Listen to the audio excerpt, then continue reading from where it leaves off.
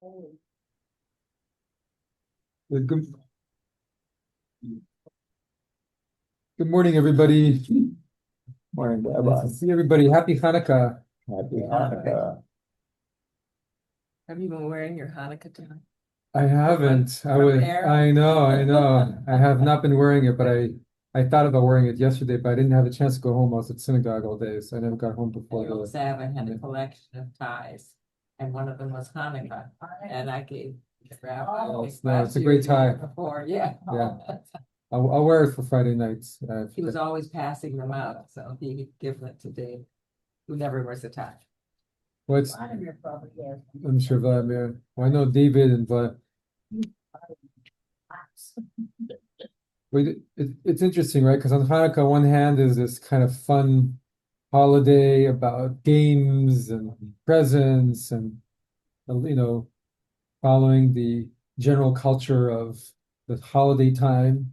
There are also some pretty deep parts of the teaching too. And it's interesting. This is what we read every year at Hanukkah. Every year it's the same. We read the same two parshas around this, and uh, and the stories of Joseph.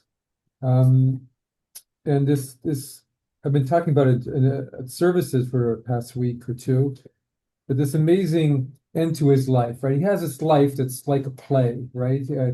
It's like he has so many different roles. Sometimes he's on top, sometimes at the bottom, he's in the pit, he's in jail, he's the head servant, he's the head prisoner, he's the favorite son, and he just goes up and down, and each time he has to believe in himself. Um, and at the end of his life, or the end of the story, not the end of his life, but the end of the story, which is really the climax of the whole of Genesis, he finally sees his brothers again who threw him into the pit. And this is what we're about to read.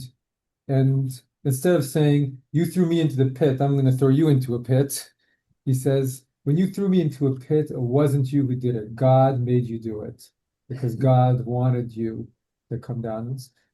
It's the climax, the whole book of Genesis. We're going to read it all through it, first this and then teachings about it.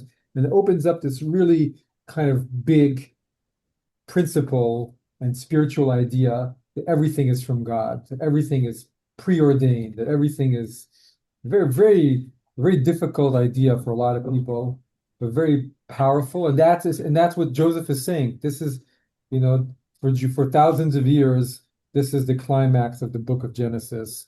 And what Joseph says is considered to be the teaching, the moment of teaching us something really powerful about life. So we're going to go deeply into it, and talk about it, and really try and grapple, how does it actually work in our lives? How can we integrate or not integrate this principle in our lives?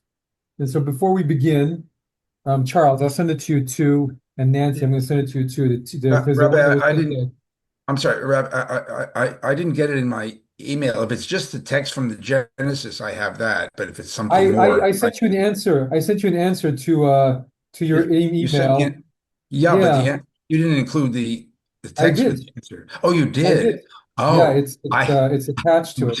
I forgive. Pardon me. I'll go back and get it. I thought you were Yeah. just telling me. Okay, thank you.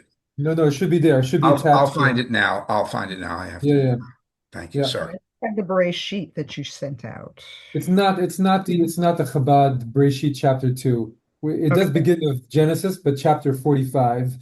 And I sent it to you, Barb. I sent it to you, Charles, and I sent it to you, Nancy. okay. Um, and Okay. uh, and so Here it is. we're actually reading next week's parsha. But we're reading it, but it's the whole stories of Joseph, and the comment that's most important to me is on this week's parsha. So quickly, to give everybody a reminder of the stories of Joseph, Joseph is the favorite son of Jacob.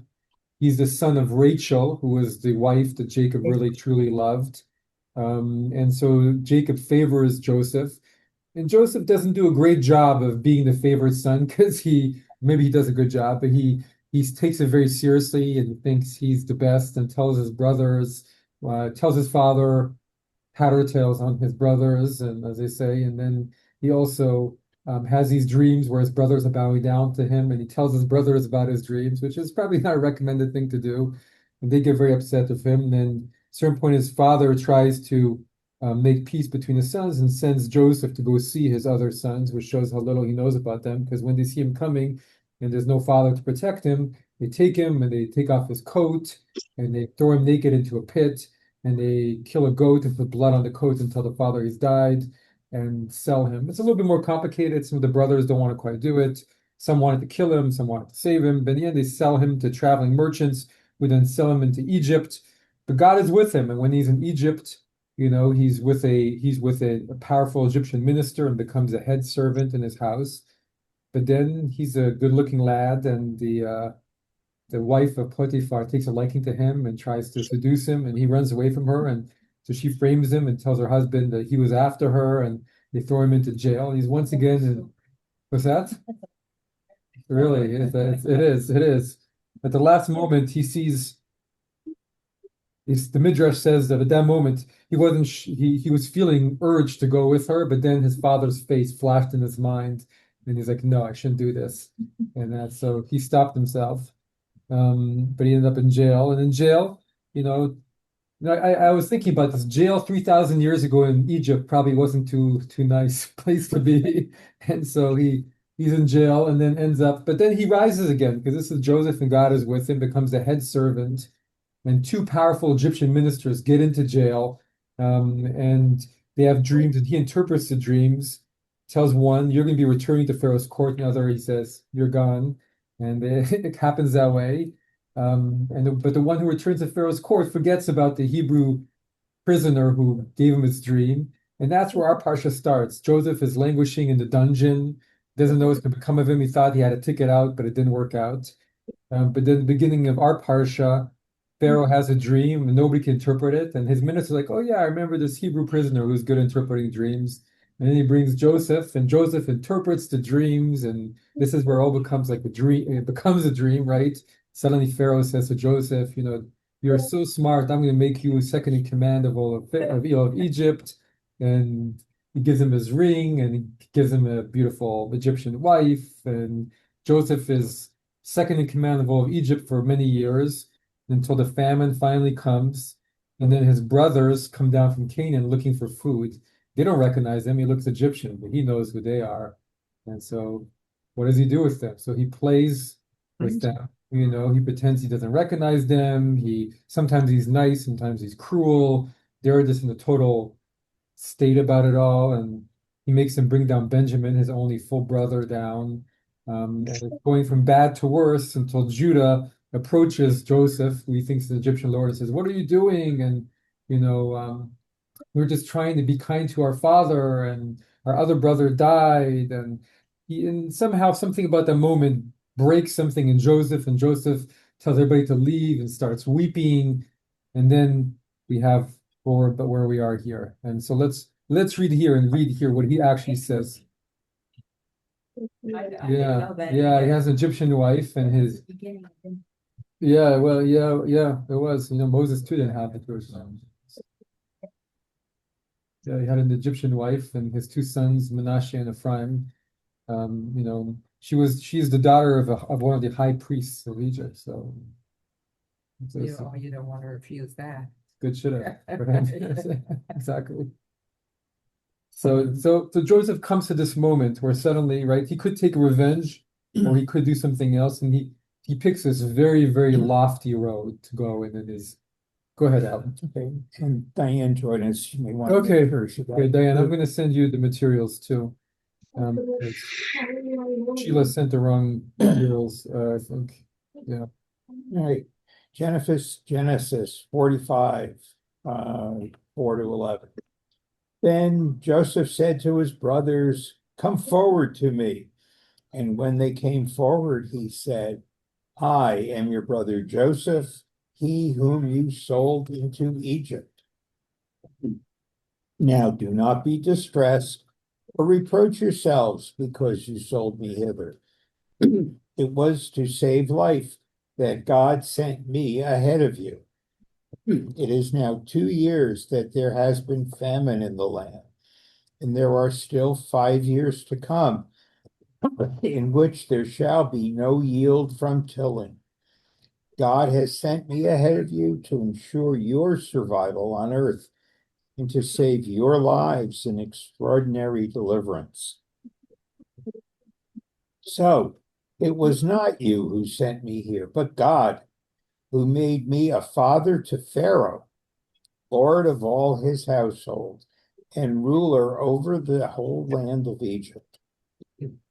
Now hurry back to my father and say to him, thus says your son Joseph, God has made me lord of all Egypt. Come down to me without delay. You will dwell in the region of Goshen, where you will be near me, you and your children and your grandchildren, your flocks and herds, and all that is yours. There I will provide for you, for there are yet 5 years of famine to come, that you and your household and all that is yours may not suffer want. Okay. What do you think of Joseph's speech? Right, Being pretty magnanimous. right?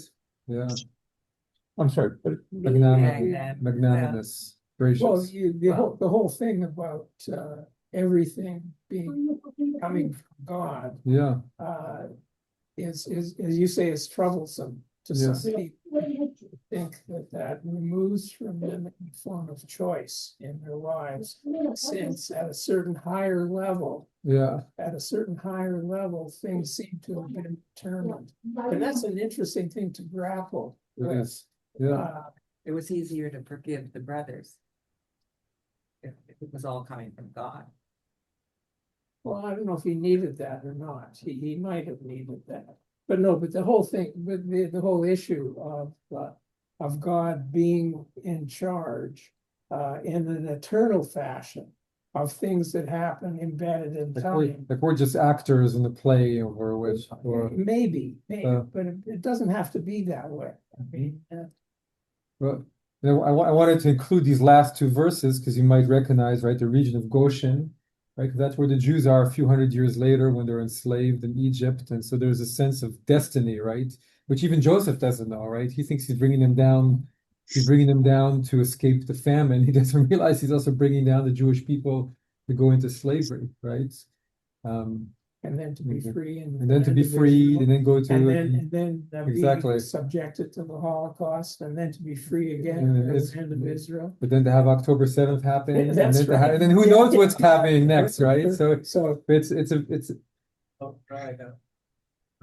My Yes. father told a story, but he was young, he was ill, yeah, and so his name was Jacob, but they gave him another name, Jonah, because they wanted the evil yeah. spirit to Leave him. Yeah, yeah, you change his leave him name. alone. There's Shinu Hashem. You can change people's name with Right. yeah. So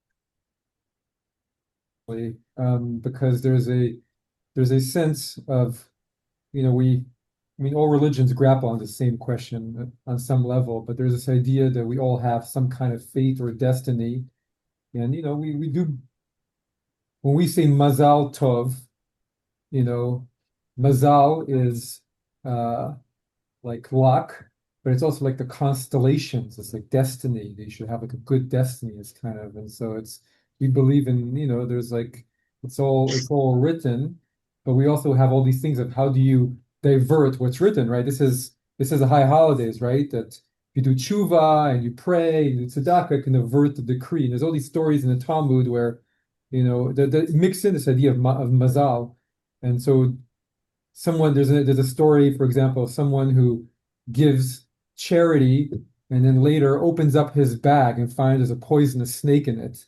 And he's like, the only reason the poisonous snake didn't get me was because I gave charity, you know. And so there's all there's kind of like the idea that we have this path, but it's set.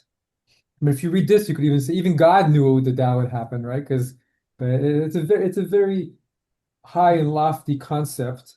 And how do you live your life if you think that everything is, you know, really God? Then you're just, well, so what some people will say is that you think, oh, I'll just sit at home and do nothing. You can't do that. You'll be forced by the circumstance of your life to live out your life in any case.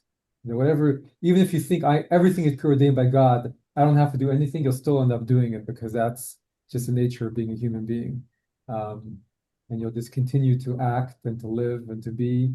It says in the Talmud, you don't have, the only choice you have is whether to have awe of God or not. That's the only choice, which is you only have, which is beautiful, right? It is beautiful. It's the only everything else is kind of there. So all you can control is your inner state. It's what it's saying. I there's different. We'll get into it and talk about other things. On the other hand, the way we experience this life is that we have complete freedom of choice, right? You pick, do I go left or do I go right, and do I do this or do that, but I mean, people who are studying, the tiniest levels and the macro and the micro in physics will say, you think you have choice, but you have no choice. You're built a certain way and you're just going to act a certain way. It's already determined by how you're built, right? And your inner constitution. And so you think you have the moment, but before you choose, there's like a process that's much faster behind you that's already making the decision for you. And there's other teachings as well in spirituality that maybe Joseph had a completely meant life. When you have a completely meant life, then you really have no choice. But most of us, we don't have meant lives, and so we have more choice. Maybe certain things are more, but there is still a level where God knows everything is going to happen on a certain level, but still lets it all happen because God wants us to grow or not to grow, or God wants us to grow. But just like our children, right? Sometimes you see, your child in the situation of friends or whatever is going to have a hard time, and you could go in and prevent it, but you don't because they feel they have to deal with it, or that's how some people explain all of that. But anybody else have anything else they want to say just about this passage? Go ahead. Yeah. Popped out to me was, and something I'd never heard before. Yeah. Joseph said, God has made me a father to Pharaoh. Yeah. I mean, he wasn't just like the Lord Chamberlain. He wasn't just the chief administrative person doing the bidding of Pharaoh or, doing things on behalf of Pharaoh, but he has made me a father to Pharaoh. That's like a whole different relationship. Rather than an advisor. Yeah. What I love about this is when Joseph says this, to me, he doesn't sound arrogant. He sounds detached. Like this thing has happened to me, which is, he's looked at his own life and he's had so many strange things happen to me. He's like, how did this ever happen? I'm father to Pharaoh, the most powerful man in the world. He's not thinking, I am father to Pharaoh. Just these things. I'm wearing all these hats that happened to me. And before my hat was I was a prisoner, and now my hat is I'm the father to Pharaoh, and it's all ridiculous. And so it's an interesting contrast to his childhood. How much responsibility could he actually claim for the love his father had for him? Exactly. Like, what did you do? Yes. Right. It's exactly. And he took his role very seriously, and he learned through his life to be more detached, right? Because I'm the favorite son. You look what, all my brothers don't do this and that. So he didn't understand that everything is from God, right? He took it very seriously, who I am and what it's about, which is but at this point in his life, so we could all say, okay, it's easy when you're on top to have this vision, right? Because you have no worries and you're literally the top of the world. You couldn't get more top than this in a kind of physical way. So the Baal Shem Tov, his comment on all of this actually comes at the beginning of this week's parashah, when Joseph is deep in dungeon, languishing in the dungeon, and hasn't yet been called by Pharaoh and has no hope. And so that's where the Baal Shem Tov writes this following comment on it.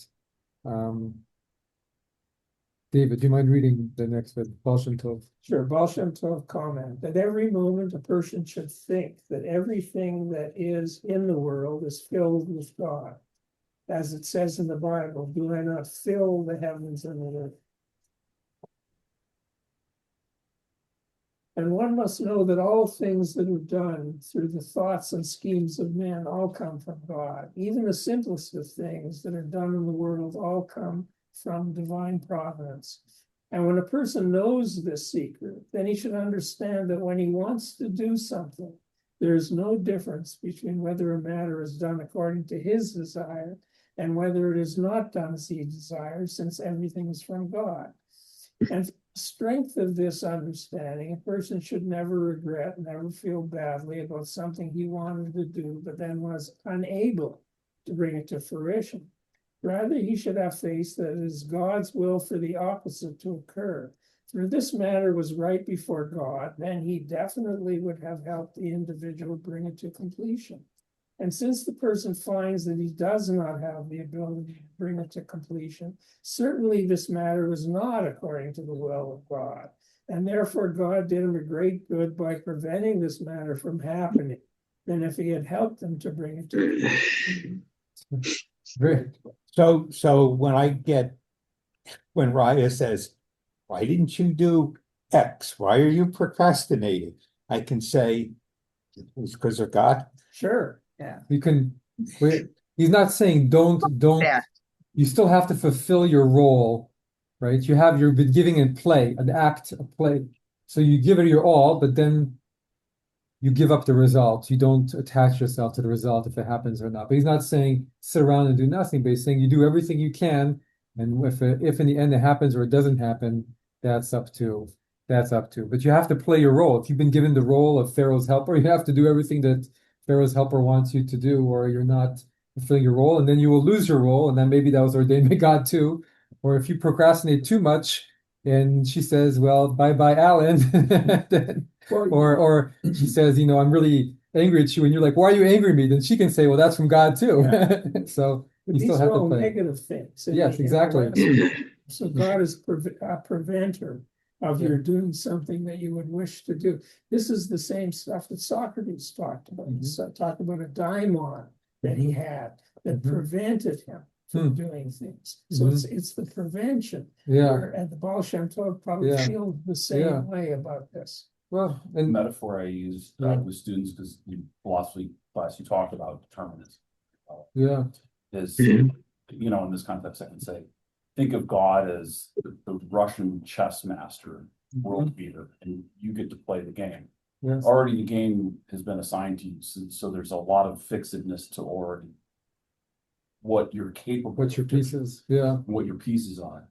But even with that, you seem to be making choices, but have no doubt that the master is in control of every move, and whatever you respond with, there's the response in kind and the outcome is determined. Well, I love it. The only thing I would change is you're not playing the game. You are the game. Right. You're the pawn, or you're the bishop, or you're the king, and sometimes you're the pawn, and sometimes you're the king, and you want to be able to go to this square, but it's just not working. It's just not working because well, you've been blocked, or you want to be a bishop, but really you're a rook, so you just can't move like the bishop, So that's what you've been given. You've been given the ability to move with a bishop. Yeah, but we're also, and the problem with this stuff is we're attributing to God issues like control and pre-knowledge. For sure. These are human things, okay? Control of something is a human thing, that concept.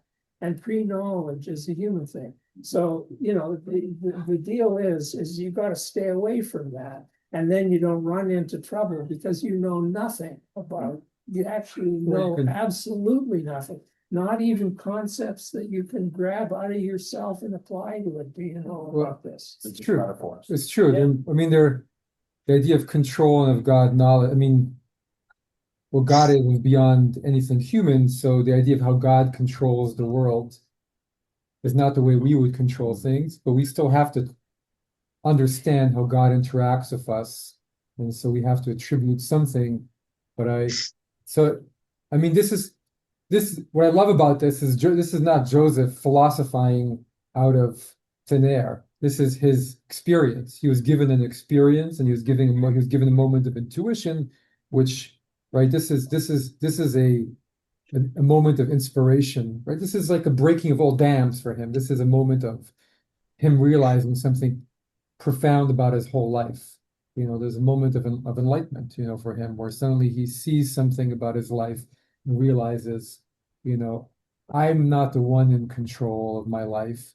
I thought, but And if he looks at his life, he just looks at it and he says, I can't believe it. I mean, look at, and he gets to that place in such a deep way that he's also able to forgive his brothers for the unforgivable wrong that they did to him. The unforgivable, right? Your brothers.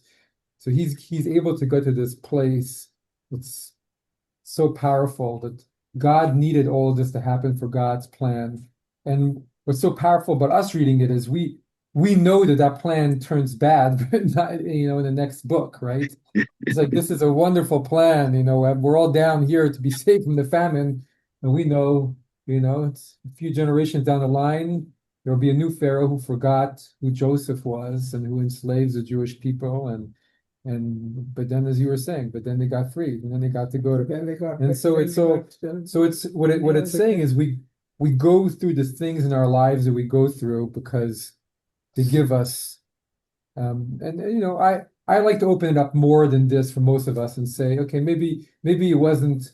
There are some broad strokes that are determined, and maybe you can get to it through A, B, C, and D. Maybe he could have gotten to this moment earlier in this process, or maybe later. Maybe he could spend another year and maybe he could have killed some of his brothers, God forbid, and then he would have come to this, or maybe he could have come to it before, but that this was the ultimate, kind of place where the whole thing was going.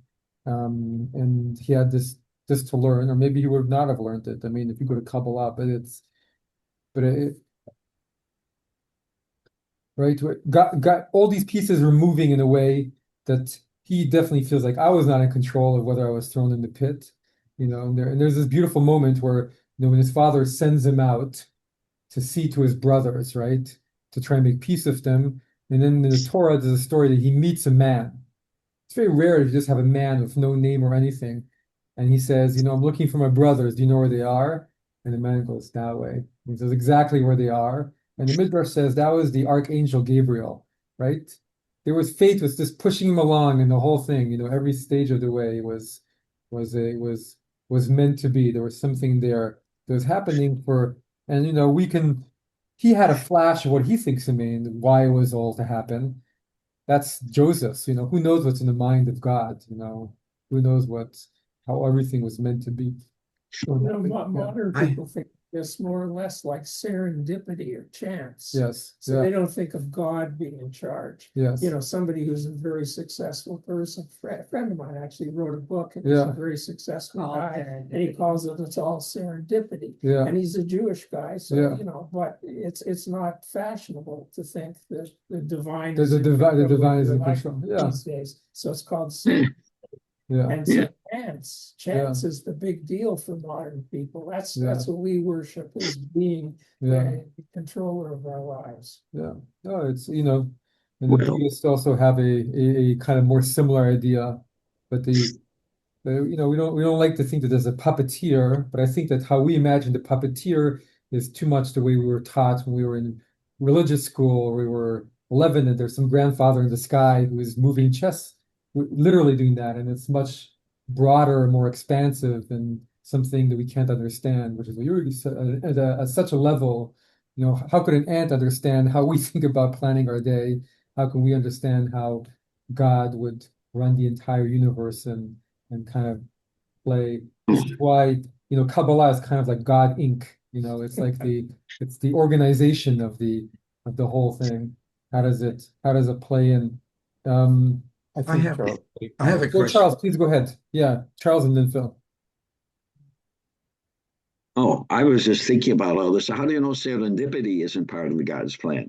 And maybe you have more than one choice. It's not necessarily the economists at all. You could. Yeah. And and I ask you about when we are in the days of awe and we are repenting for our sins, are we really changing anything? No matter what we do, it has no impact. You never know if I'm doing a good thing or a bad thing, how that might impact somebody in his life. So what is the plan? But this is what it's a great question. Well, the Baal Shem Tov says, sometimes you pray for something and God just can't change that. That's something that's set. And so in that case, your prayer goes to help somebody else. It goes to help something else. But there are some things that have some flexibility. And this is an Eastern concept. Sometimes you can pay a little price instead of the big price. And there's all these stories of like, and in Hasidic literature too, like someone who's walking and steps on a thorn, and the thorn goes through and really hurts them. And the Rebbe says, the thing that you were worried about that was going to happen, it could have been, your life, but instead the thorn went through your foot and kind of instead that's what happened. So, there's like there's levels where there is flexibility, level where there's not flexibility, and how everything will happen. Phil, go ahead. I have a different sort of question. In your Dvar Torah, maybe it was last week, I Yes, think you suggested, yes, I think correctly, if I might say, that Joseph, the young Joseph we saw was pictured as a young man rather full of himself, yes. basically telling his brothers about his dreams and knowing exactly what that reaction would be and just going ahead. I'm asking whether, I would ask whether Joseph now has changed, as I think you're suggesting, or is he the same Joseph and now he has um, a plan in mind other than merely his own self-assertion. Uh, uh, but I mean, you could read this. I've read this so many times. You could read it as still Joseph saying, "God sent me here to do all these things," and maybe so. Or you could say it's the same old Joseph. I'm not sure what the answer is, but on some level, there's a continuity. That's all I'm suggesting.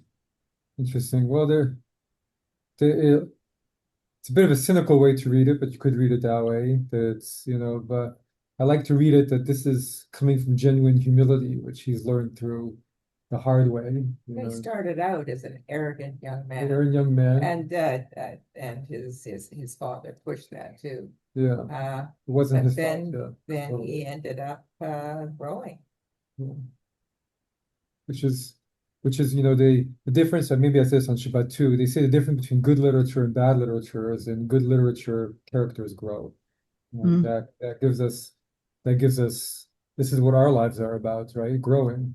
And so this is why we read these stories, because they give us a sense of what it means to grow. And so for Joseph comes up with this very powerful principle in his growth, which we still read. And I read when I read it in this way, every year I don't read it this way, but when I read it in this way, I mean, it helps me myself grow, right? It's saying all those parts of all those things that happen in my life that are not always easy. Okay, what was that about, and um, but it's hard. What I love about it is the humility here, which, sometimes life, forget God. Sometimes life puts us up, sometimes life puts us down, sometimes life puts us sideways. And if you have a moment, if you leave a little bit of detachment and say, don't take one side too seriously when you're on top, then you won't take when you're at the bottom too seriously either. And you'll be able to navigate all of them with enough detachment that, this again is Eastern, but they say, the ego can be when you've had a great success and you feel like, yes, I'm the best, that's like a golden chain, because that's like a golden ego, right? That's like it's gold because it makes you feel good, but it's still a chain because you're bound to this idea. And then suddenly you're like, well, am I as good as this person? Am I as good as that person? And then eventually something's going to happen. Like, no, I'm not as good as I thought I was. And then suddenly and then it'll come back. And this is how, earlier I was thinking of a story of a family member of mine who was uh, became extraordinarily wealthy, and had a house on the most expensive street in their country and owns all kinds of huge businesses. And then at age 60, had a massive stroke right after retiring. And then he had sold all the shares in his business to another business that was multi-billion-dollar business, and they went bankrupt, and then the shares were worthless. And this person spent the last 30 years of their life in terrible, but their life was like, it was like sacrifice. Everything was about building wealth, building wealth, building wealth, and then couldn't do anything with that wealth. And it was and the relatives of him were taught them a very powerful lesson about what life's about, what our life's about. But seeing the example of this person going, and sacrificing so much and making and losing fortunes, and then finally getting to a place and finally enjoying it, and boom, and it's kind of like, well, that felt like such a mint thing, that was going to happen, and there was, and this relative difficult last 30 years, lived until the 90s, but suffered a lot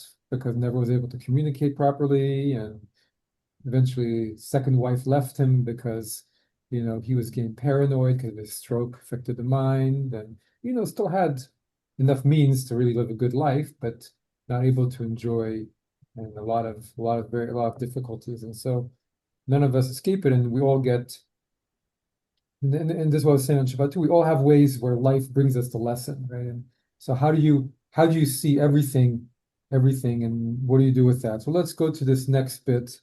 Leslie, if you don't mind, this is a midrash. Midrash Genesis Rabbah. Yep.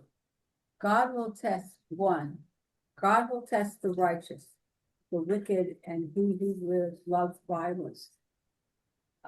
His soul despises.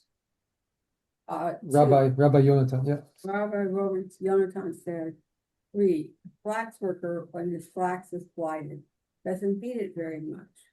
4, because if he beats it too much, it splinters. 5, but when his flax is of good quality, he beats it a lot.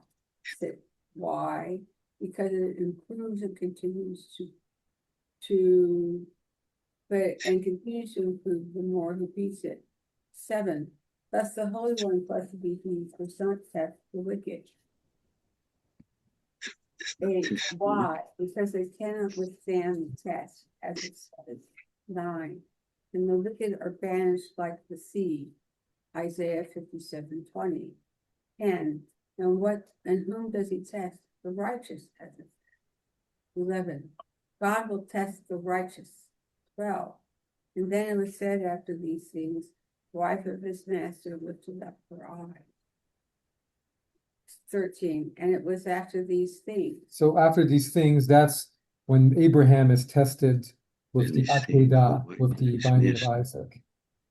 Okay, what does it mean, the wife of his master?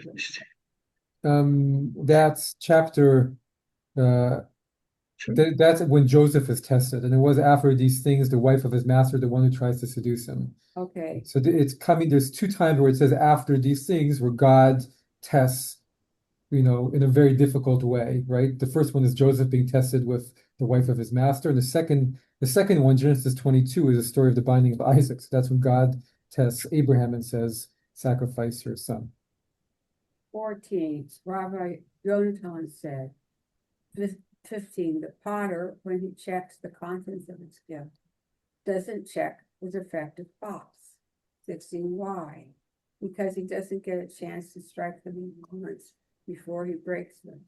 17, and why does he check well-made pots? And why does he check well-made pots? 18, because even if he strikes them several times, he doesn't break them.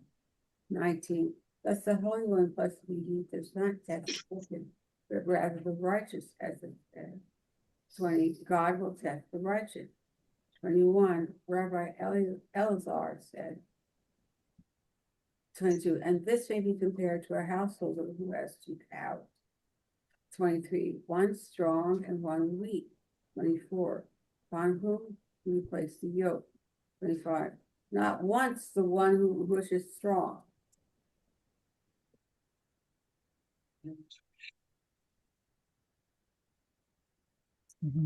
26, thus the Holy One, blessed be he, tests the righteous, as it said. 27, God will test the righteous. So it's a very intense teaching, very, very intense teaching, but this is what this is the midrash, right? It says that God tests Abraham like a potter tests the pots by banging on the pot. How do you test to see if a pot can hold water? You bang it. If it's not a good pot, you're not going to bang it because the pot's going to break. But God wants us to hold blessing, to be good people, and so God keeps putting things our way to try and see, are we going to rise to the occasion and be be a good vessel for goodness and blessing in the world. So go ahead. Maybe dense, maybe because I've never done pottery. Yeah. But wouldn't you want to test the weaker pot to see if it's as weak as you think it is? I mean, you have a pot that's good, and you test it, and then you have a pot, either it's obvious. Well, if it depends what you want to do with it, right? Your pot that you're going to just put in some random water from the well. Maybe you'll just put in the pot that you're not so sure, but you don't want to test it because you're worried it might break and not hold it. But the pot you want to give over to someone you love, that one you're going to make sure that they're going to be able to use it and need it and have it fulfill its purpose well. Okay, just seems like you want to test the one that you think is defective to see if it really will do what. Well, maybe you give it a little bang and you see it starts to crack, and like, okay, I'm going to stop. I don't understand part of The flax? No, the flax I understand about the cow. Why do you yoke the one that is weak? Yeah, that seems Okay. different. Yeah, this may compare to a householder who had 2 cows, one strong, one weak. On whom will he place the yoke? Not upon the one which is strong. Like what Maybe that's maybe I think it's being cynical. It's being cynical. Of course you place it on the strong. You know? Yeah. It's a rhetorical question. Yeah. Okay. Rhetorical You place question, it- yes. You put the yoke. You don't need to put the yoke on the weak one. You put one on the one that's gonna and eventually you get it to go on the way. It's very intense teaching, yeah. The notion of a test Yeah. rather than something else is interesting. Yes. You know, like in the story of Job, Yes. Maimonides claims that the Yeah. story of Job, this is in the Guide for the Perplexed, Yeah. has to do with sending an angel Yeah. to remove from Job all of his worldly Sure, things sure. and to bring him in contact with Yeah. the divine. Yeah. So it's a different thing. It isn't a test. Yeah. It's actually an initiation towards the divine. Yeah. So Job, in fact, after having his children gone, his wealth gone, his health gone, then feels something real about the divine. Yeah. And then all the stuff is put back Yeah. just for nothing. It's all But so it the might test. not be You're a saying a test, or it's an initiation. Yeah. Yeah, I think it's you more could of an say. initiation than a test. Well, it's Or it's not to see that yes, this person is righteous. It's to move beyond that so that the person actually gets Or maybe- more contact. or maybe with the divine. test leads to an initiation, right? So Joseph's test was until the moment where he decided, what am I going to do? And then suddenly it's interesting. Job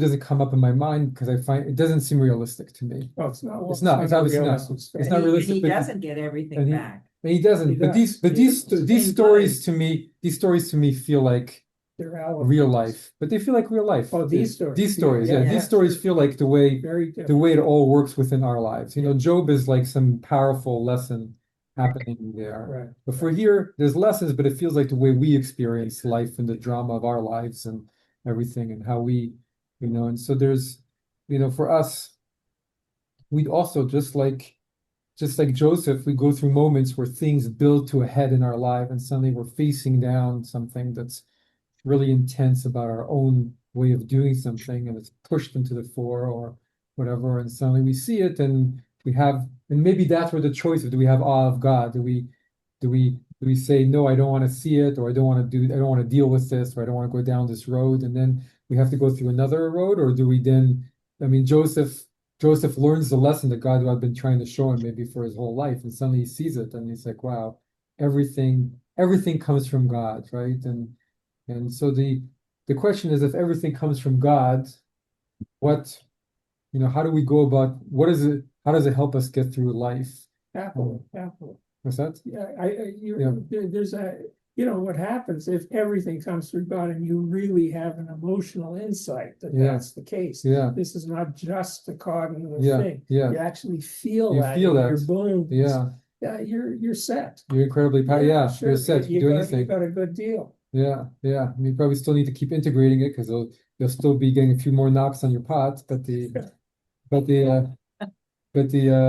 it's to see that, right? And but we all, I think a lot of us have moments like that in our lives, and I hope Norma you don't mind me mentioning this, but when Howard, when Howard passed away and that thing that passed, when Howard passed, that felt so meant, and sometimes these things happen, you're like, this is so from God, right? And then you just have to hold on to it for the other moments where it's harder to hold on to those things. But there are things that happen in our lives where you feel, wow, this is not, I'm not the actor in this, or different serendipity. And it often happens around big things in life, people who are passing or sometimes birth, people feel it, or big moments in life, or suddenly something really hard happened, but somehow you're given the strength to go through it in a way you never expected.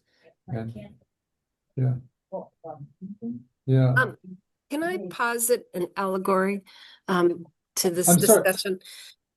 Sorry, Dan, oh, sorry, I'm Norma, sorry. you probably can't hear, but Norma is talking. Oh, I'm sorry. Yeah. An old folk tale. Yeah. Before religion really became established, where there was some idea of God, and it said, "Let go and let God," which is what Yes, AA exactly. Let go and let God. Yeah, yeah. That's exactly. It's let go and let God. It's exactly what this is. Yeah.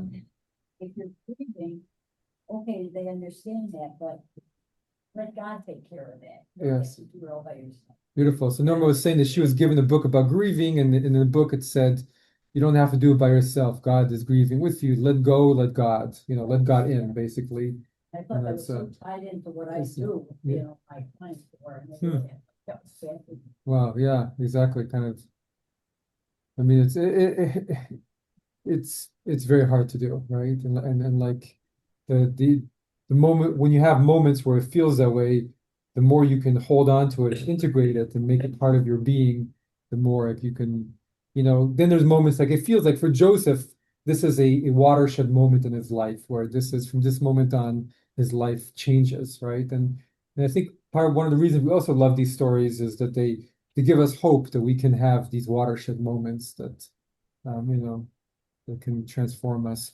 Sorry, Diane, go ahead. What I was going to say is,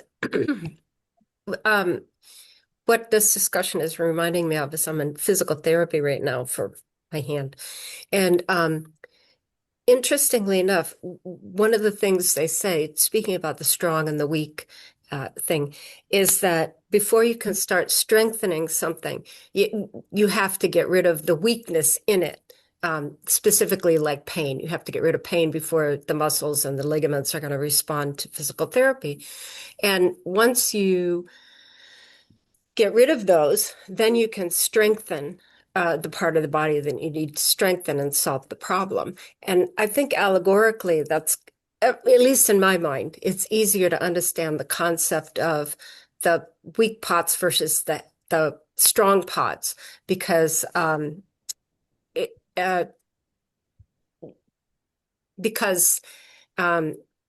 you have to be able to strengthen it if you're going to go through difficult times, you need to be able to handle it and be able to receive, because I see it as receiving something from the divine to be able to go through difficult times and and to become a better person from it. So I don't know if that made sense. It made sense when I was thinking about it, but I don't know if it came out quite right. Well, beautiful. I think it's, we all have areas where our pot is a bit weak and where our pot is strong also. And, it's kind of the work of working on those parts of our pot that need a little bit strengthening and being able to deal with it's also saying, that the story of Joseph is a very hope-filled story, right? Because Joseph has all these difficult moments, but in the end he ends up with this wonderful, it's not perfect, but so I'm not saying that the Torah is promising that for every one of us in every way, but it's saying that as best we can to see the different roles that we've been given and try and best we can say it's everything is from God, and that when we feel that our pot is being bashed a little bit and we're like, what the heck, God? and then it's because there's something beyond our knowledge that's happening. And again, it doesn't work for everybody, and it's very hard. But this is, Joseph. When Joseph tells his brother this, I'm sure his brother like, yes, yes, yes, for sure, we agree. Because for them it works well.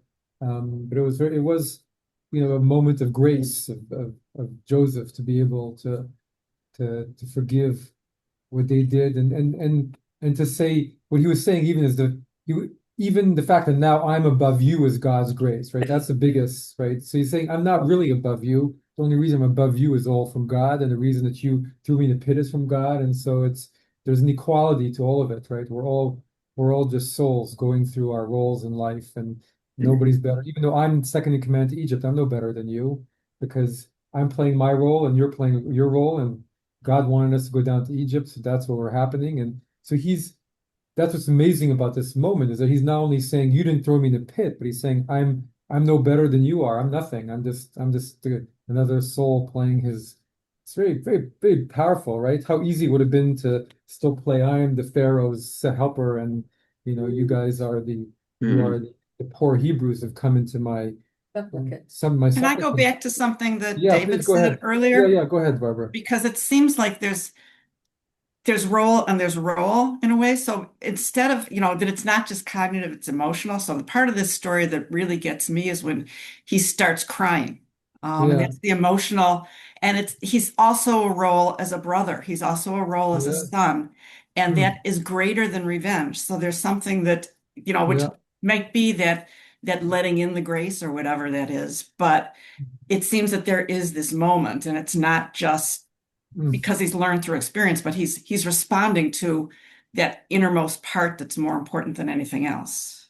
So beautiful. It's such a human moment, right? He becomes truly he transcends all the role and just becomes human in that moment. I love what you said, because he realizes that love is more important than everything else, right? And that's why it's a healing for all the other sibling rivalries that happen in Genesis, because he's like, it's more important to be a brother and to let himself weep and weep uncontrollably, and to be a son. That's more important than all the other things, and that allows him both to feel his deep humanity, and the humanity of his brothers, and to see the role of God in all of it. I mean, it's such an amazing, all in all, it's just like you said, the emotional, there's like an emotional moment where suddenly that allows him to enter into it.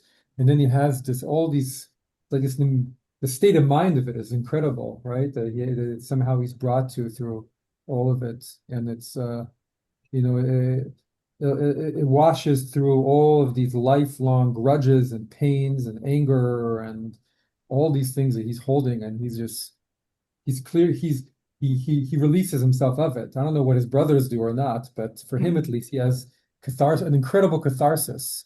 I mean, imagine the anger he must have had burning within him against his brothers, in the sense of, I don't know what, of being a betrayal, of distrust, of feeling, I want to get them, I'm going to get them, I want to get them, and all these things are so human. And suddenly he just goes to his most human place, and there's just love of them, love of his Well, he's father. been given so many gifts, That's true too. and Yeah, it helps him to rise to a new that's true. level. It's true. It's a lot easier, as I was saying, but that's why the Baal Shem Tov teaches it when he's in the dungeon. They're saying it's when you're in the dungeon, it's when you need it the most, right? And that's where he said that's where he's trying to teach it. That's where the Baal Shem Tov teaches it. So let's read the last bit, Ryan, if you don't mind. The great principle in life is commit Your your actions to God, and your thoughts will be established. Whatever comes to you, imagine that it is from God. Ask God to always give you what he knows is best, and not what seems good to human intellect. Because what seems good in your eyes may be bad in his. Rather, throw everything, all of your concerns and needs upon God. So that's the practice level of this whole thing, which is, you don't have to imagine God as a grandfather in the sky to do it. You could also imagine just the sea of oneness, and the universe itself, and it's,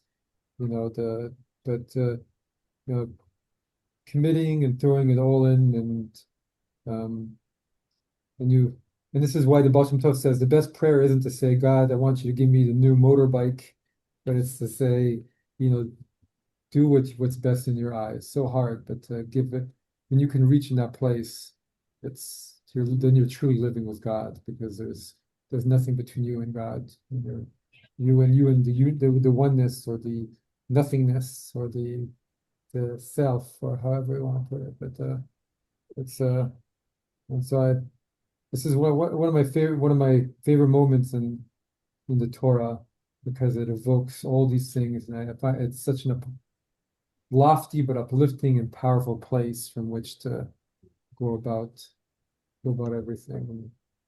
Also, like you're not alone. Yeah, you're not alone, because That's good. there's a beloved director that's with you, helping direct the play, and you're trying to just play your part as best you can, and when pray for those blessed moments where you can see it, and even though you're being whacked by the potter, you're saying, okay, this is because you want more blessing to come through me. I mean, it's very hard, and I'm not saying it works for everybody, but that's part of it. But I love also what Barbara brought at the end, which is for Joseph, it comes into a moment of incredible personal fulfillment too, and realizing his deep humanity and love of what's most important in life. So if we can hold both of those at the same time and be fully in our humanity and feel the love for the people in our lives and what's most important, and feel God there, and feel we're just doing our duty the best we can, what absolute freedom you have in that. That's a place of total utter freedom, because you can do your best, but you can't do more than that. And you just go about your life with that freedom and light and love, and pray for help for all of it. Thank you, everybody. Very good. Thank you very much. Thank you. Thank you. Interesting conversation this morning. Fascinating every time. Yes, Keep warm. you too. Well, Be careful with the ice. thank you all. I know. Bye.